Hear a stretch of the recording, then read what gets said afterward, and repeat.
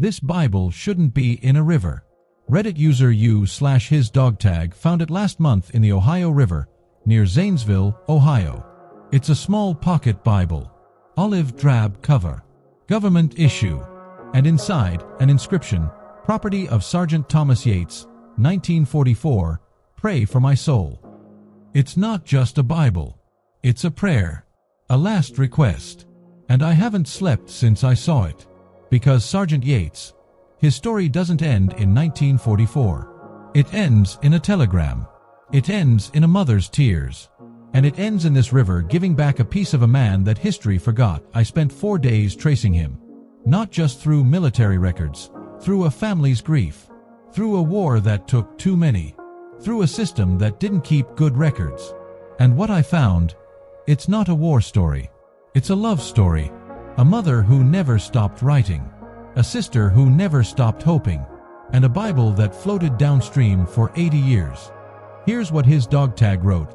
Magnet fishing in the Ohio River by the old National Road Bridge. Pulled up this Bible, thought it was a wallet. It's government issue, 1943 printing. Inside, Sergeant Thomas Yates, serial number 35792415. Inscription, pray for my soul. It's waterlogged but intact. Coordinates, 39.9 degrees north, 82.0 degrees west. And the comments are what you'd expect. People saying, contact the VA. And, that's a war relic, don't lose it. But one comment stopped me. A user named Nanny8s1940 said, that's my uncle. We thought he was buried in France, so I messaged her. She gave me a name, Martha. Martha Yates, Thomas's sister. Still alive. 97 years old. Living in Zanesville. She told me Thomas left for basic training in February 1944. He was 22. He'd worked at the tire plant. He'd married his high school sweetheart, Betty, in January 1944, just weeks before shipping out. And he promised he'd come back. He sent letters from England, then France, then silence. July 1944. The War Department sent a telegram, missing in action, Normandy. I pulled his service record. NPRC, the National Personnel Record Center. Most World War II records were destroyed in the 1973 fire, but Thomas's survived. He was in the 29th Infantry Division, 116th Regiment. Company B. They landed on Omaha Beach, June 6, 1944. D-Day. Thomas was a rifleman. He made it off the beach. He fought through the hedgerows. And on July 18, 1944, near St. Lo, his company was hit by mortar fire. 3 men died instantly. Thomas was listed as missing, presumed Kia. His body was never recovered. The official record says lost in the chaos of the breakout. But here's where it gets strange. The War Department sent Betty a telegram, missing. Not Kia. Not confirmed dead. Missing. Because they never found him. And in 1944, missing meant maybe a POW, maybe wounded, maybe deserter. Betty held out hope. She wrote to the Red Cross. She wrote to the War Department. She wrote to her congressman. Then she found out she was pregnant. Thomas's son, Thomas Jr., born March 1945. He never met his father. And Betty, she waited 7 years. 7 years before the Army sent a presumed dead certificate. She remarried in 1952. But she kept his letters. And she kept his Bible. So how did the Bible end up in the river?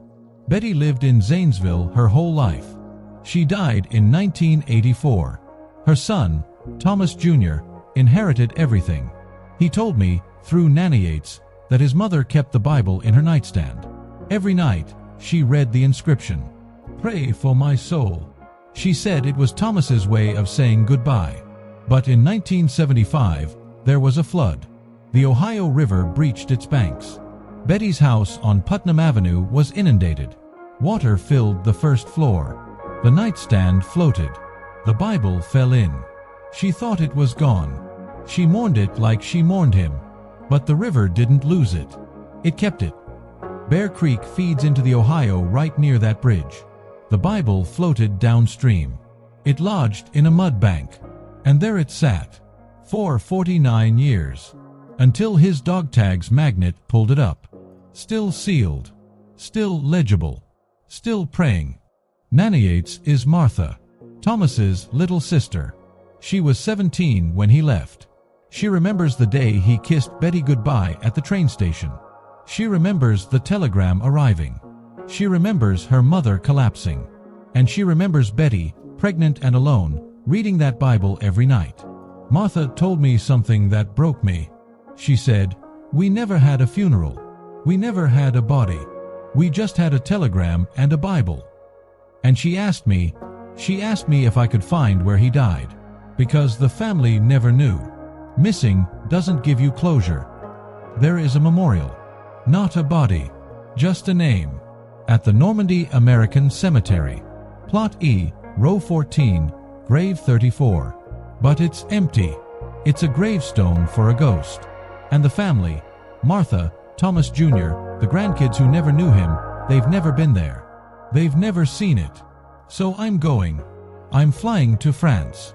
I'm filming that empty grave. And I'm bringing Martha with me, via video call.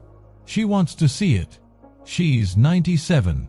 She's never seen her brother's name in stone. I requested the War Department telegram logs. They keep them at the National Archives. And I found it.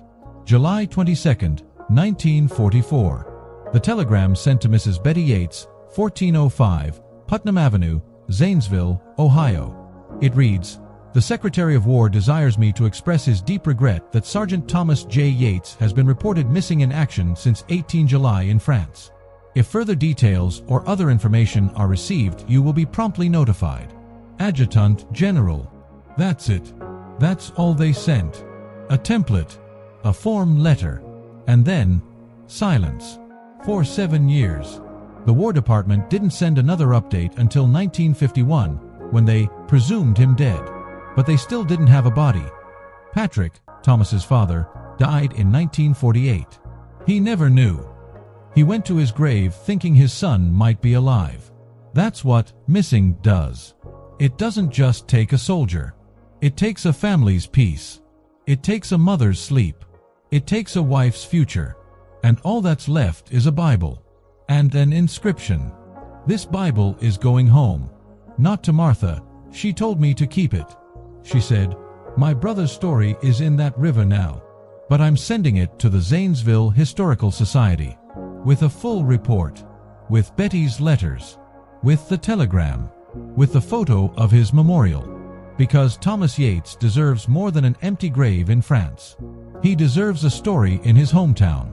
And I'm going to make sure his great-grandkids know he wasn't just missing. He was loved. He was mourned. He was carried, so next week. I'm in France. I'm standing at Plot E, Row 14, Grave 34. And I'm calling Martha. We're going to see her brother's name. Together. And I'm going to leave something. A letter. From Betty. That she wrote in 1945 but never sent. Because she didn't know where to send it. Now I do. I'm sending it to Normandy, so next week. I'm in France. I'm standing at Plot E, Row 14, Grave 34. And I'm calling Martha. We're going to see her brother's name. Together. And I'm going to leave something. A letter. From Betty. That she wrote in 1945 but never sent. Because she didn't know where to send it. Now I do. I'm sending it to Normandy.